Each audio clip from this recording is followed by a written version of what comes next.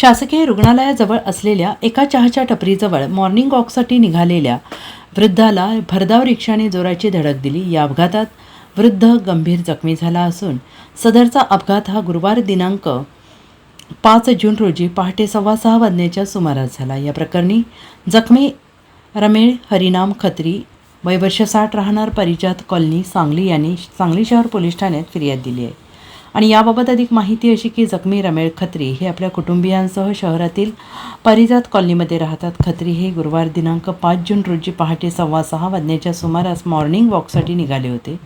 शासकीय रुग्णालयाजवळील एका चहाच्या टपरीजवळ ते आले असता पाठीमागून भरधाव वेगात एक अज्ञात चालक रिक्षा घेऊन आला आणि या रिक्षाने पाठीमागून खत्री यांना जोराची धडक दिली। या अपघातात खत्री हे गंभीर जखमी झाले। अपघातानंतर रिक्षाचालकाने न थांबता निघून गेला आणि यावेळेस जखमी खत्री यांना उपचारासाठी रुग्णालयात दाखल करण्यात आले। या ठिकाणी उपचार केल्यानंतर त्यांना सांगली शहर पोलीस ठाण्यात फिर्याद दिली। त्यांच्या फिर्यादीवरून पोलिसांनी अज्ञात रिक्षाचालकाविरोधात गुन्हा दाखल केला आहे।